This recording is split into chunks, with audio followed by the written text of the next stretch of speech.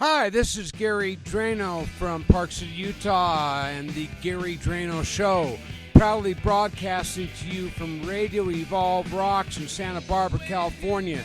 Listen more and evolve. Welcome to the Gary Dranow Show, and my special guest today is Jim Basnight. He is a longtime musician. Grew up in the Seattle area, I believe. Spent some time back east in New York. He is a rock and roller, but he has deep knowledge of the blues. And let's get the questions going.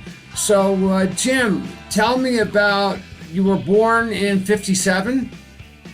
Right, that's what I was. July 12th, 1957. I'll be 68 years old here in a couple months. Happy birthday. Happy birthday. Thank you very much. Yeah, And 1 month, yeah. You grew up in Seattle? Yes, I did. Yeah, my parents moved out when I was a little kid. I went to all the school, kindergarten through high school in Seattle. And you know, I had some connection with the back east because my family lived back there when I was young too. So I had some early experiences. That's where I first heard rock and roll, was back east when I was really young, with babysitters playing it for me, and the older, not so much babysitters, but the babysitters' kids were spinning it and that kind of thing. When I was a little kid, I used to hear early 60s rock and roll. But yeah, so I started in Seattle. You know, my dad was a academic type and hung around the University of Washington, the University District, as they called it. And we pretty much lived in that area the whole time that I've been in Seattle, and you know, until I moved away when I was 18 and such, and did a lot of other things. But my childhood was, my parents both kind of worked around that area. My mom worked at the university also for many years, and as well as some other businesses around that region, bookstores and things. My parents were pretty much kind of educated people, and they exposed me to a lot of creative people in their circles. So I was, and they were also involved in some causes like the civil rights movement and the anti-war movement and things like that. So my dad worked with Martin Luther King when I was a little kid in 1958 and 1959 in Philadelphia, and worked with a number of other organizations too along the way. And my mom did too. And so they were kind of, they were kind of involved in that thing. And that's kind of how I hooked up with rock and roll, really. It was because my dad brought home a couple of pieces of, I guess you call it tablature now, but it was basically just some lyrics with some guitar chords with how to play the guitar chords, those little teeny charts where they show you where to put the fingers for a couple of Bob Dylan songs. And I learned those in 1963 when I was about 6 years old on the guitar. He had a guitar that he didn't really know how to play, but he had one, and we had a piano too. He played the piano a little bit, and so I picked up that guitar and learned those chords from those charts and learned those songs because I'd heard them, I think by Peter, Paul, and Mary, not by Bob Dylan. It was Blowing in the Wind and Don't Think Twice, It's All Right. So when did you first play your first instrument? That was a guitar when I was in 1963, when I was 6 years old, probably 5 or 6, probably 6. And then I did that, I learned how to do that. And then I really wasn't that, interested in it that much, for a number of years. I was kind of more into going to school and doing things like that. And then when I finally got real interested in the Beatles a couple of years later, my parents were, they didn't really push, the Beatles. They had like babysitters that really wanted to watch Ed Sullivan, and I of course wanted to watch Disney or something. So I didn't really care. But my dad was really nice to take me to see the movie Help, and that was kind of what turned me around to the Beatles.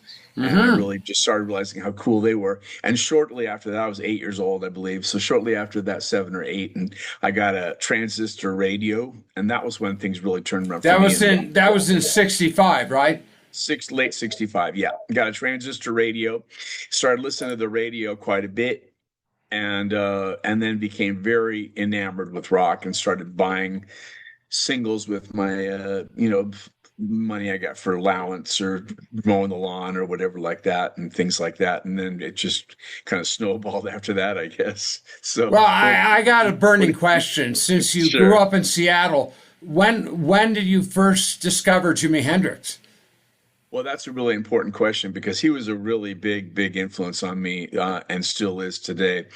I first discovered Jimi Hendrix with the "Are You Experienced" album, and one reason I was drawn to him was because I had heard that he was from Seattle. So I thought, well, this is important. In fact, there was something about Seattle that I thought was important, long before a lot of people did, I think. But yeah, I was interested in the Northwest bands like the Sonics and the Raiders and all that stuff and the Ventures, and as a kid, and then. When Jimi Hendrix came out, I was very interested in him. Of course, I was already interested in that kind of music, like Cream and like the Beatles and the Stones. You and I have something very much in common. It was when I heard Crossroads on my mom's car radio in '68, and as a matter of fact, the song was recorded on my birthday in 1968. That was like a lightning bolt through me. That I had to play guitar, and we had an Ernie Balls guitar just like a half a mile from my house. So I had my mom turn the car around, take me straight to Ernie Balls' house, Ernie Balls guitars, and we walked out with my 1967 Stratocaster, which I still have today. But let's get back to you. Man. That's fantastic. What a story. So basically, Jimi Hendrix was a real big deal, and I was into, like I said, Cream, and before that, the Yardbirds. I had the Yardbirds record, and the Kinks, and all that kind of stuff. Yeah, Yardbirds with Jimmy Page, or. Well, I had the greatest hits, so I guess assumedly I had the Yardbirds with Jimmy Page and Eric Clapton and Jeff Beck. So, but I think that I don't know if Jimmy Page was in the band when they put that Yardbirds greatest hits back there on Epic, but I had that record, and then my dad was kind of into sort of counterculture stuff. I had like the Mothers of Invention and the Fugs and stuff like that. But so at any rate, when you say Mother's Invention, Frank Zappa. Well, Zappa, exactly. The first couple Mothers albums, yeah. So yeah. May weasels eat my flesh. No, it wasn't that album. It was just the Absolutely Free album and the Freak Out album. Those were the two I had. And so those were really cool records and big influence too. But at any rate, as far as Jimi Hendrix goes, I was really interested in him for a lot of reasons. And I really was blown away by his music and really into it. And then when Axis Bold as Love came out, that was a really big record for me too. And so it was just a really big thing that he was from Seattle. I think that I identified with him too. I think we had a lot, I think of some of my influences were somewhat similar to his. I loved the blues. I hadn't been influenced by the blues at that time, but I've always loved the blues. So I just think I just connected with him, and I still do. I think that he's a tremendous artist and a huge loss in the course of American music history, but still had a tremendous influence on it. Okay, on that note, we're going to take a 2-minute break so we can play some of your music. So we'll be back in 2 minutes.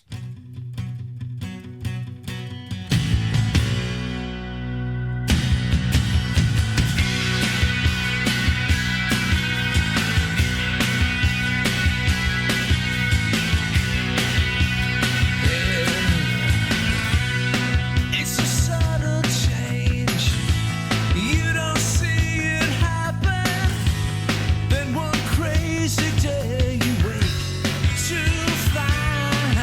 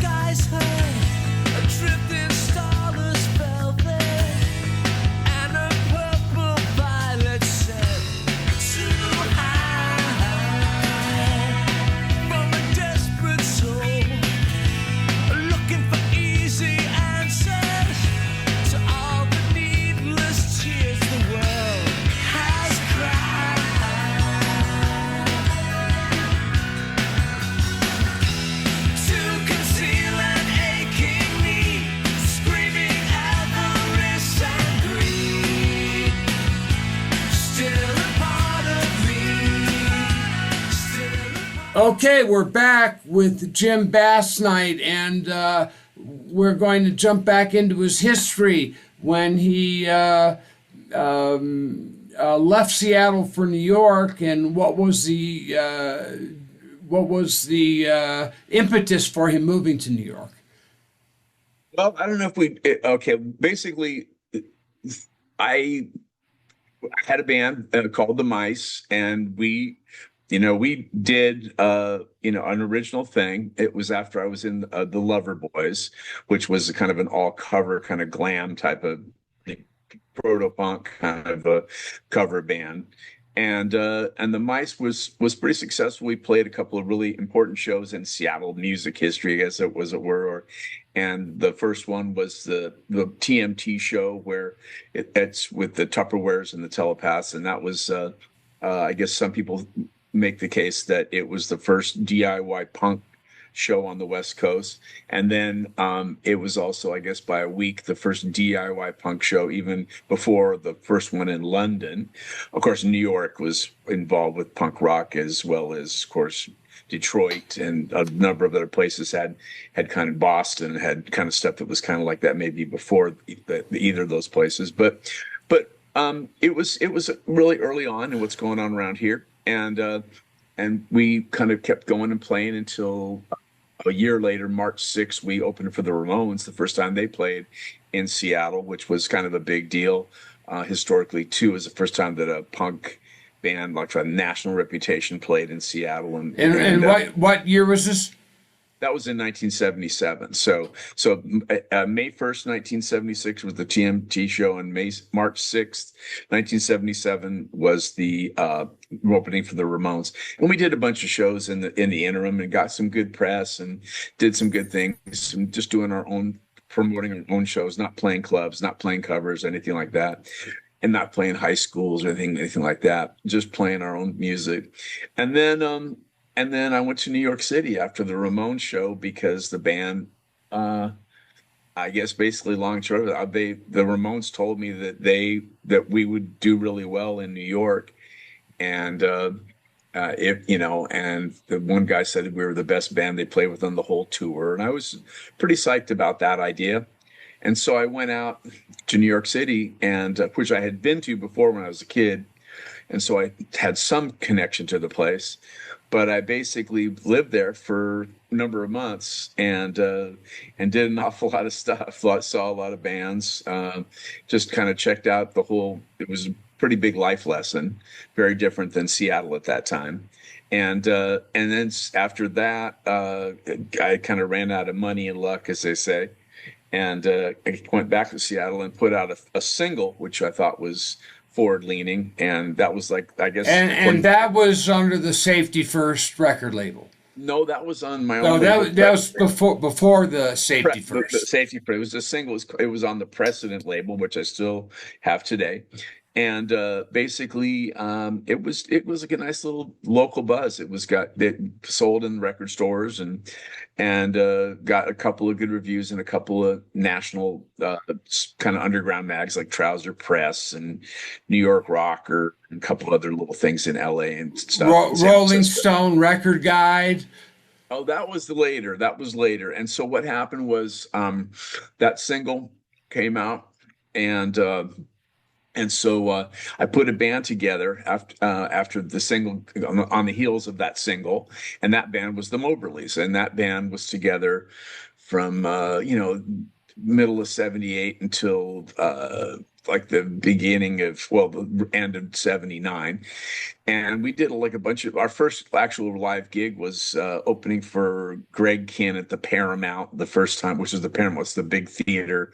I'm not sure what the equivalent would be in Salt Lake City, but the big theater where all the rock bands play. It would be Eccles Theater. That's what it would be. That makes sense. And so, so basically we had kind of a good little buzz going, got a lot of good notoriety from the local press and stuff, did a lot of original gigs, but it wasn't a way for us to make a living.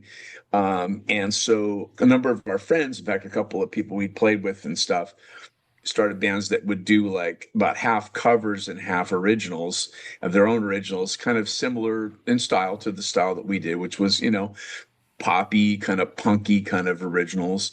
And they were making good money in the clubs, but we didn't want to do that. We wanted to stick with the original thing. So the band kind of, unfortunately, kind of fell apart.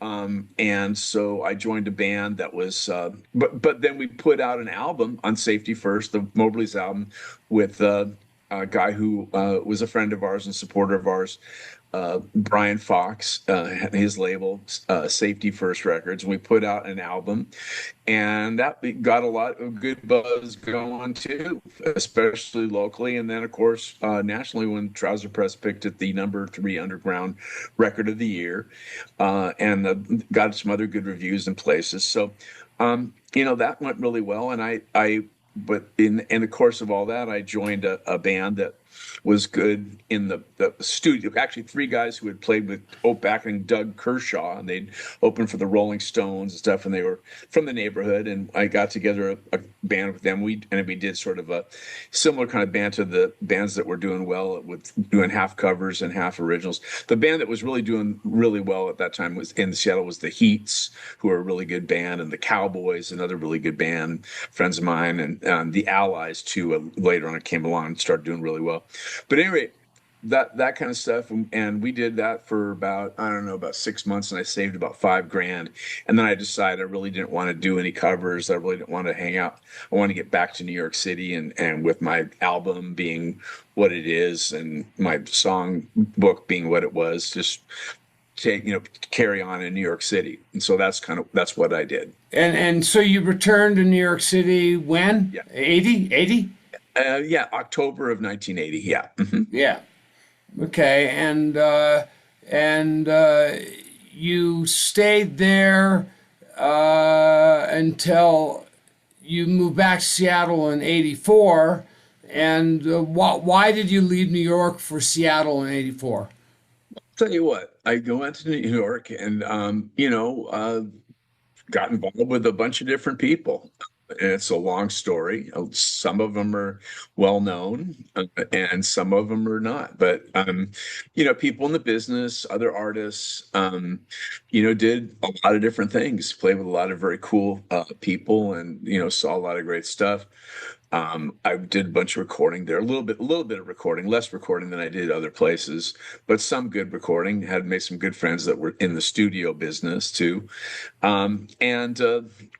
basically, I found that the music scene in New York was kind of heading towards disco and rap, and as it turns out, I was right, and so the rock and roll was kind of more happening on the West Coast, and so. I decided I had a couple of friends who would come out there with me and played, and one of them and I decided to start the band back as the Mobleys again, which was actually the third version of the Mobleys. The second one was the one in New York I put together when I moved there. And so I had 2 different bands called the Mobleys at that point. And then and he had actually been in that band for a while. And then we came back and put another version of the Mobleys together with a couple of Seattle local guys. And we were together and had a good little run in Seattle from about January 84 until about April of 85, and then we moved down to LA. We're gonna talk about LA in just a second here, and about your second album, 16, on the Lolita label, and out of France, I believe. And that's right. We're gonna take a 2-minute break. We'll be right back with Jim Basnight. Great.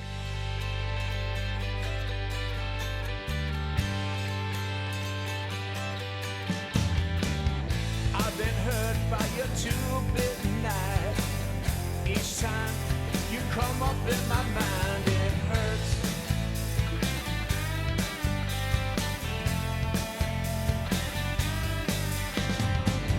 I've been searching in my life for you, waiting to see if all the bad things I think are true.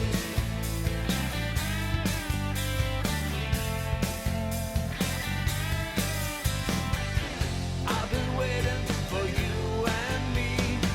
It's time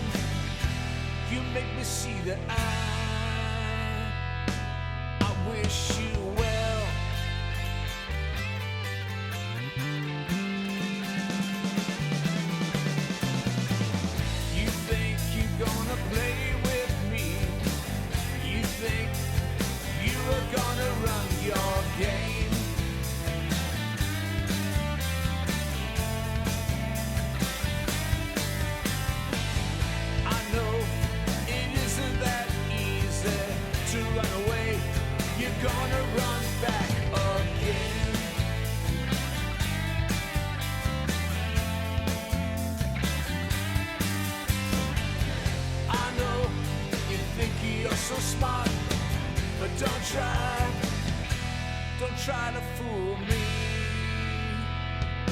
I wish you well.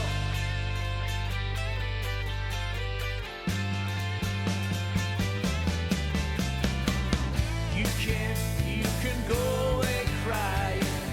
I can't even go away laughing at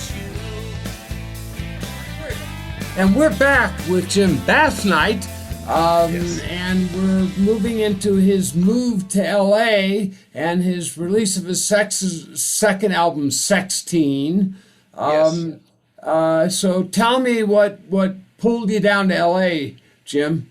Well, we got together this band, like I said, with Dave Drury on drums, who had been out to New York with me, and Glenn Oyavi on guitar, who was a friend of his, and also Toby Kyle, who was a high school friend of his, actually, and on bass. And we had gotten a good thing going in Seattle. We were kind of, we were doing original stuff, and we were doing kind of obscure covers. This was the Mobiles?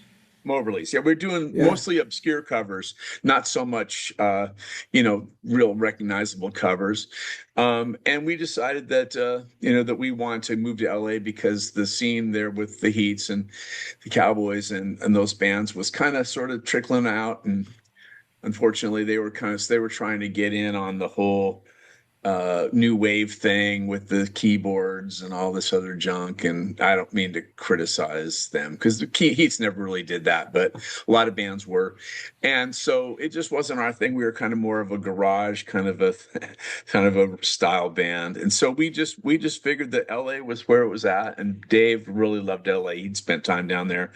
And we had another friend down there, Pam Lillig, who was in the Mice, actually replaced Jenny in the Mice and was in the Mice for that show with the Ramones. And she was down there, and she was, we had a number of friends in LA, actually. So we decided to, after a couple trips down there to play gigs, we decided to move down there. And we played a couple of really cool gigs down there with the Flesh Tones and from New York. That was a band that was a friend of some friends of mine there. And so we kind of had a lot going down there, we thought. And so we thought we'd just give it a shot to move to LA. And we did. And we all moved in together in an apartment. And we had this manager that friend of Glenn's introduced us to. And, why we also had a kind of a thing with this guy named Randall Wixon, who put out that 16 album over in France on the Lolita label. And Randall had really liked us and liked the songs. And what happened was, I stayed in touch with Randall all these years, and Randall and I still work together. Randall administrates my publishing now, and I've got a lot of publishing because it's really been helpful. So basically, Randall got that record out there, and we were kind of playing around LA and, trying to get a record deal and recording. And we started recording a bunch of stuff at EMI Studios. They had a nice little kind of demo studio, but it was a really good studio. We cut a bunch of stuff that Randall paid for first, and then we came back and recorded a bunch of demos so finally, EMI Records, one of the A&R people, decided they wanted to sign us, and they signed us to do some recording with Peter Buck from REM, who was a guy that was somebody who had come out and said he liked us in some interviews or something like that. So we made friends with him, and he, was a guy that we wanted to get. We were really trying hard to get Richard Goderer, who produced Blondie and the Go-Go's and a bunch of really cool bands. And so he was kind of our first choice, but he was kind of busy, and it just seemed like it was taking a long time. So we decided to make the work with Peter, and we got that thing going with EMI America, was what it was called at that time. And we recorded a total of 8 songs. And then, unfortunately, EMI America merged with Manhattan or something like that, and they pretty much decided to cut a lot of rootsy American kind of rock bands and rock kind of stuff that they had signed, and they only kept around, I think, Brian Setzer and David Bowie. Everything else was kind of dance or something like that, So that was the word kind of I got from that. And we were hooked up with a big management company. These guys who, at that time, we'd kind of changed managers a few times, and we're involved with these guys who were pretty big time. Managed Hart and managed a bunch of major acts, just a ton, Don Henley and, God, Jimmy Buffett, all these really big acts. And they kind of told us that they were going to get us a deal no matter what. It was kind of like, we'll definitely get you a deal. And, some friend of Peter Buck's was working there. And so we felt comfortable, with that move, and we signed with them, and they were representing us, and it turned out they were unable to do anything, and they kind of flaked out, and I have no idea why.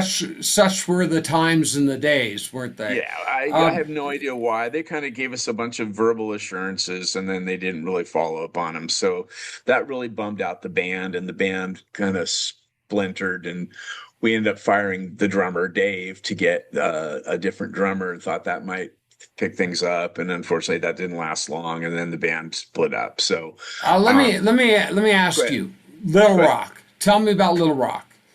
Well, I can get to that. That's shortly after that. And so what happened was the band broke up, and as it turns out, things worked out pretty well for me because I kept on writing songs, and I started working with a bunch of really cool musicians. I worked with Al Block, who had been out to New York and played with the Moberlys, actually, and I worked with Kelly Wheeler, who was in a band with Perry Farrell called Psycom, and he was replaced by Dave Navarro, and they became Jane's Addiction.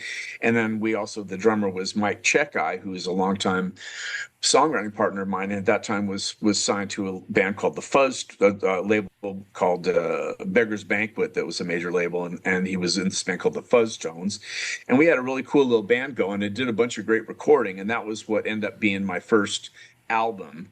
That band didn't stay together. Mike was doing stuff with the Fuzz Tones, and Al ended up getting into a grunge band called Wool when that was really happening. So they were kind of people that had worked with Dave Grohl or something. But at any rate, long and short of it, I kept doing my thing and recording, and I recorded a bunch of stuff with a producer down there, Rand Bishop, and that ended up being my first album. It was called Pop Top, which was a mixture of the stuff I did with Rand and sort of the best, or a lot of the tracks I did with the Moberlys, and put out this album, this really long CD album. You know how CDs, you could put a lot more songs on it. I put 20-something songs on it. And so that was my first CD. And then at the time when I was getting ready to kind of put that all together, I was also kind of going through a bunch of personal stuff that was not easy. Getting divorced from my first marriage down there, and also getting out of this business I was in, which was working as a stockbroker, is the best way to describe it, investment broker. And I didn't like that. I wanted to get out of that business and get away from the addiction of making money and get into more in the addiction of the love of music that I had. So I moved to Seattle to actually start. For the reason I went to Seattle in the first place, because my dad was terminally ill, and I wanted to spend some time with him before he passed away. So I moved up there to kind of figure out what to do next, and I never returned. But within the next little while, I got a band together with one of the members of the Cowboys, Jack Hannon, and we started playing, and I started playing acoustic solo gigs around Seattle too, and developing my songs, writing a bunch of songs, and I put out that CD, that Pop Top CD, and then Chris Crass was a guy who I grew up with, a Seattle musician I went to high school with in my high school, and part of that whole scene. And he had just left a band called the Muffs that were signed to Warner Brothers, and they were a pretty damn good band. But he left that band and came up to Seattle, and he joined the band with me and Jack, and we call ourselves the Rockinghams. We started playing around as the Rockinghams. I was just going to ask you about the Rockinghams. So you beat me to it. And then also at that same time, I got Chris the gig to play drums on the backing music for the musical Little Rock, which I was hired to compose for a theater in Seattle, the Seattle Children's Theater, which is a pretty big theater, and it was a really successful show. It sold quite a few tickets. I believe the figure I heard was 70,000 seats altogether, and it also had runs in Pittsburgh and in Little Rock, Arkansas, and Minneapolis and Washington D.C. I think that was it. It might be one, might be another one too. But anyway, it was kind of a hard show to do because it involved so many different characters. So you had to have a really big cast, so it was kind of expensive. But I'd love to see it get a review, somebody to do it again. And so that was really great, and it's kind of where I ran into really kind of reconnected with my love for American roots music, because they hired me because of my love of the blues and rockabilly and 50s pop and all that kind of stuff. And so I went back and really listened to all that stuff, and really found that's where I really started listening to Sonny Boy, was at that time, because I was starting to hear him on all these different Rhino reissue collections about the Blues Master series, and I just was really drawn to his tracks. And so I became a big fan of his at that time. But basically, we did the Little Rock thing, and then Jack and I and Brute and Chris did just Rockingham's band and had a good fun with it. Put a bunch of songs on different compilations around the world and things like that, but sort of never got the big record deal once again. And then unfortunately, kind of sort of fallen apart after being together for about 5 years, from 93 to 98. And then I started playing in a band that I put together kind of out of my acoustic solo shows. And we call ourselves the Jim Basnight Thing. And we put out an album. And I started playing with that band around, doing a lot of concerts. Was that Makin' Bacon? No, that was the album was Makin' Bacon was the Rockingham's. And that came out right as the band broke up, unfortunately, which is sadly a trend in my career. But basically that came out about the time we broke up in 90. It says 99 on the record, but I think we made that all the tracks were completed by 98. And then I got this band together, the Jim Basnight Thing. We started playing all over, playing lots of concerts, lots of the summer concerts, and then other gigs, in the off season. And I found that. And then I also started getting involved with booking music too, as a side business to make a living. And so between that, I started finding out about some of these casino gigs and kind of figured that I could make money doing those too. So I started doing this Jim Basnight band, and kind of made it more of a rock thing than it started out as. And it became, by the early 2000s, I was doing some shows with they had violin and trumpet and things like that. I was doing some shows with that kind of style, and then also some shows just a basic classic rock kind of guitar, bass, drums kind of approach. And so, it's kind of it sort of gradually morphed into more of a steady working rock and roll band, basically, and that's kind of where it's been since then. And then I started recording this.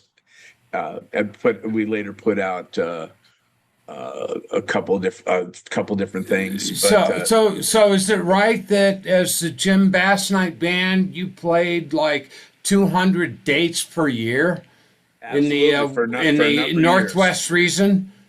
Absolutely. I've done that for many years, and these last couple of years since COVID, it's kind of slowed down, maybe more like 100 to 150 at the lowest end, but it's pretty consistently in that 150 range now or more. So it's just I've been a constant working musician ever since then. And basically a lot's happened on top of that because I got involved in 2005, after doing the booking, the casino booking, and all the gigging and all that stuff. I got involved in journalism as a sports reporter, and I did that off and on from 2005 to 2017, mostly on, and then in 2012. my experience as a reporter helped me get this job working. Well, it wasn't really a job. It was working as a partnership with this guy who was researching Sonny Boy Williamson, and he had some health issues that were pretty significant, and I had to sort of help him through trying to finish that. And gradually I sort of took it over, and then unfortunately he passed away in 2017, and I took over that as a big deal for me, and I've now finished this whole book, and that's in the process now of getting published, and it's going well. I think it's going to be a fantastic book, Gary. Oh, fantastic. We're going to use this as an opportunity. And then beyond that, I've also just continually recorded stuff, and I started putting out music again, of new music. In 2020, I released, or 2019, I released Not Changing album. And then in 2020, I released Joker's Idols and Misfits. Joker's Idols and Misfits on Precedent. Yep. All right, we're going to have to take a break here. But when I come back, I want to spend the rest of our time together talking about the blues. So I'm happy. Okay, we'll be right back in 2 minutes. I didn't want to mix the races, kept minorities down. Had the idea to put fences surrounding every ghetto town. They didn't like the intellectuals, the books and music band. They didn't like the homosexuals and anyone that took a stand. All those Nazis over there, all those Nazis over there, all those Nazis over there, all those Nazis, dirty, dirty Nazis over there. They wanted to extend the borders. They loved their country so. They talked about a brand new order, so right it had to grow. They didn't tolerate abortion. The family was the thing. So all God's children would prosper, working on the war machine. All those Nazis over there, all those Nazis over there, all those Nazis over there, all those Nazis, dirty, dirty Nazis over there.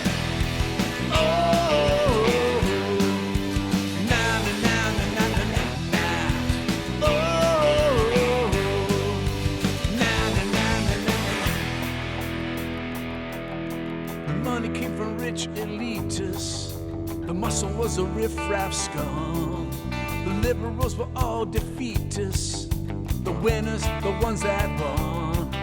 The Germans had to show their bravery, but calluses on their feet, giving their blood as slavery, shot dead in the street. The radical left thugs that live like vermin.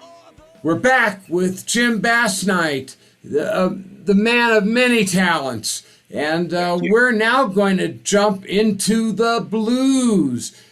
Jim, tell me when you first really had your introduction to the blues. Well, I'll tell you what, I listened to the blues when I was a little kid because my dad, like I said, was interested in stuff like Bob Dylan and all that kind of early kind of protest music. And I heard blues artists on some of those shows. Like he took me to see that movie about the Newport Festival, Folk Festival, I think it was called. And there was Muddy Waters was on that bill. And so, I've been exposed to the blues for a very young child. I mean, when I was a little kid, my mom especially would listen to rock and roll. She listened to early rock and roll, and the babysitters I worked with listened to rock and roll. So I was exposed to blues, and blues influenced music, R&B, that kind of thing from a very young age, and I've always loved it. It's kind of part of my kind of soul, and but what I kind of didn't really ever consider myself a blues artist. I just was interested in rockabilly, of course, and rock and roll, and soul music too. But the blues really doesn't, like, one I was, I wasn't like focused on it until I really did that Little Rock art show in 1994 and 1995, 30 years ago, and that's when I started really listening to the blues. I started researching the blues because I was writing songs in that style for the show, and like I said, I really listened to Sonny Boy, listened a lot to Howlin' Wolf, Muddy, Elmore James, Arthur Crudup, all the greats, and I'm doing Killing Floor, so I love it. Albert King, yeah. Hubert Sumlin, of course, with Howlin' Wolf, and some of the great guitar players, some of the great harp players, Little Walter, Big Walter, and just all that stuff. So I really dig the blues, and I've been into it, and a lot of my friends, of course, respect it to different varying degrees, but people I'm playing with in my band doing my material are not necessarily blues people, but a lot of them have played in blues bands. So when we pull out a blues, they're good at it, and so I've just enjoyed doing that. And now, and then when I started doing this research thing on Sonny Boy, I really got into listening to a lot more and discovering even more, and a greater appreciation and a greater depth. So you've come into a de facto blues historian, huh? I think I've become a de facto blues historian. I look up to the truly great ones out there like Jim O'Neill, and some of the others who are far, better than myself at it. A lot of noted people, Scott Beretta, and a lot of other greats out there that have really studied the blues and read what's out there about it. But I like to think of myself as someone who's coming up and doing a good job on the Sonny Boy book, and I'll just take it from there and see what I do next with it. So what's your take on Joe Bonamassa? I'm not really that big on the new blues artists that do the electric guitar with all the distortion kind of style. I'm more into the older style stuff, like I'm really into Jody Williams and the guitar playing, and I really love Robert Lockwood Jr., Hubert Sumlin. I, of course, love Elmore James and Albert King. Freddie King's great. But no, I don't dislike Bonamassa. He did a really cool version of I think it was Your Funeral and My Trial by Sonny Boy, and he's a really good player. Yeah, he's a really good player, and he does really, really good things, and he exposes a lot of people to the blues that don't normally get a chance to hear it. So I think he's doing a great service out there. He's one of the only two guys I hear that can actually play close to Albert King. Right. Albert King he comes from that school for sure. Mm-hmm. Tell everybody about what's so unusual about Albert King, other than he played his guitar upside down and backwards, which people don't understand. Well, Albert King just exudes the blues. He's the real deal. He came up, in an era where it was basically illegal to be a blues man, really, still in his early years. And he came up in a little town in Missouri that, if you were a blues musician and tried to make a living at it, and an authority said, you're supposed to be doing this other work, or who do you work for, or how much money do you have, or do you have a permit for this, or tries to get you for jaywalking, he could have been thrown into a county farm for playing the blues. So basically, Albert King has all that. He has all the background of the great blues artists. He's paid the dues many times over. He's a very good businessman that understands you need to get paid in cash and up front. And he's a legitimate player. That what makes him unique, his style is just because of his feel. It's just because of the way he touches the strings on the guitar and bends them so uniquely, and that you can tell it's immediately him. It's something that is great about the blues, that the great blues artists, the second they're playing, it's them. They have that kind of style. Did you know as Albert King Nelson, he was the drummer for Jimmy Reed? I didn't know that, and thank you for informing me of that. Yeah. Yep. So that's good. Anyways, Albert, You're bringing the information to the table here, Gary, and I appreciate that. You're welcome, man. I consider myself kind of a bluesist too. I play. We play every Monday night. We do live streams. So I don't play the venues anymore until I can get into bigger venues. But we do live streams, and at least half our shows are blues. So tell me, we've got a few more minutes, and it's been great talking to you. But let's wrap this up. Tell me what's foremost on your mind right now. Well, right now, what's going on is this new album of mine, and of course the book, and of course the live gigs. And right now we're getting into a heavier gigging schedule with the weather turning around. But the new album, I've recorded 25 songs with Gary Shelton, who is my co-producer for many years. I've been working with him since Little Rock, basically, and maybe a little bit before then. Actually, I think he did And Little Rock is kind of a rock opera. Little Rock is sort of is a musical. It's kind of like it's a rock musical, basically. Okay. It's a rock musical. And, all right, I didn't mean to take you off your current project. That's perfectly fine because I like Little Rock. I'd like to see it redone and brought back, revived, as they say in theater.